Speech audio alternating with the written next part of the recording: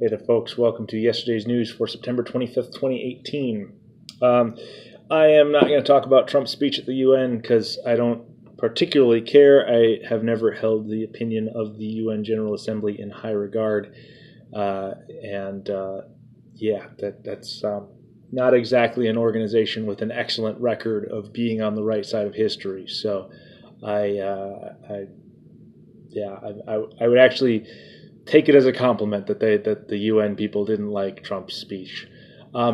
Anyways, so today what I'm going to talk about is the latest effort by Bloomberg et al. To wreak havoc in the gun industry, this time by buying up stock in gun companies and meddling with things. So they did it last year to Ruger and forced them to waste a bunch of money on redundant gun safety studies. It's all common sense stuff that everybody knows that there's really nothing to study that hasn't already been studied. But the people, asking for the study just never bothered to read the studies that have already been done and never bothered to learn about the subject, which is generally the case if you're asking about anti-gun activists. They usually don't know anything about guns or gun use or gun safety, etc. And so as of yesterday, I believe the same tactic has gone through at Smith & Wesson. At the end of the day, it's just a waste of money. It's not, this is not some, brilliant scheme to take down the gun industry. It's just a waste of money. If they manage to destroy Ruger and Smith & Wesson, okay, that doesn't change the gun so their equipment will be bought by a privately owned gun company and they'll go right back on making the same guns. That right now there aren't that many a lot of the major players are publicly traded, but that could change overnight if the publicly traded companies all get taken over by anti-gun investors who decide to blow their entire fortunes on scuttling a gun company. Okay, the market will win at the end of the day. That production is just going to come from somewhere else. My latest gun purchase was from a privately held company that's only been around for like 5 years, and they're already making a large chunk of the world's AR-15s. After being around for only a few years, privately held company. The same thing can happen to everything that Ruger and Smith & Wesson make as well. I would hate to see that. I like both of these companies. I think they have a lot of good history, but then again, companies with great history go bankrupt on their own.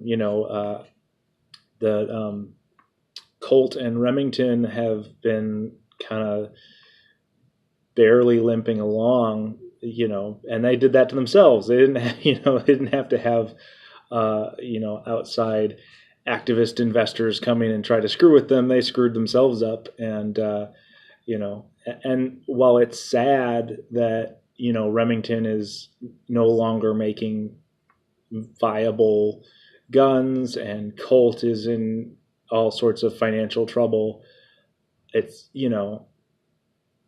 at the end of the day, I can still get the guns that Colt makes, and I can actually get them cheaper because other people are making them.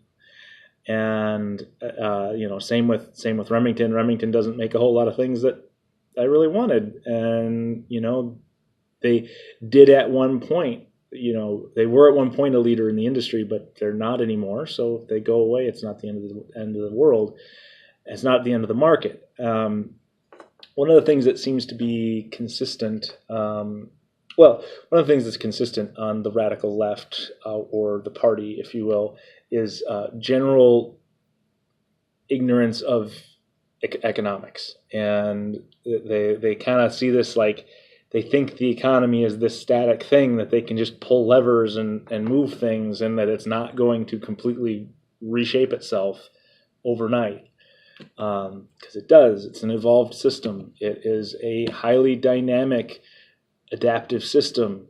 You can't manipulate it in that way. And so, efforts like this to scuttle individual companies are, okay, so you scuttle a company, and it's sad and it's annoying, but what ends up happening is that a more responsible company gets a really good deal on a bunch of tools to make guns. And then they go on and make the same stuff. I guess, be aware of that. If you are of the opposite persuasion, and and you have money to spend and invest, invest in those areas where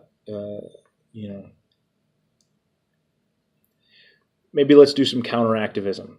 If you've got money to spend, invest in gun companies, invest in oil companies. Oil companies will actually make you some good money, and gun companies too, depending on elections. I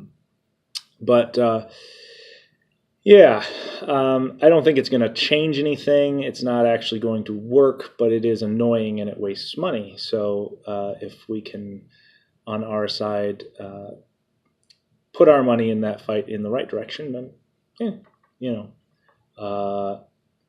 maybe we can make things a little better. So, sorry, short video tonight. I'm a little burnt out. My bureaucracy situation is ongoing, and I am, while things are kind of wrapping up, I'm still very, very exhausted with it. And it's one thing to know that corrupt bureaucrats are out there and that they are willing to do things, do terrible things for silly and petty reasons.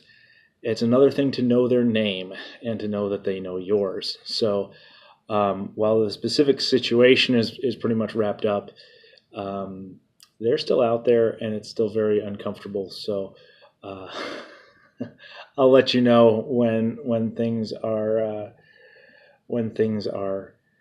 better and I can tell the whole story. So hope you enjoyed the video. Like, share, and subscribe if you did, and I will see you hopefully tomorrow.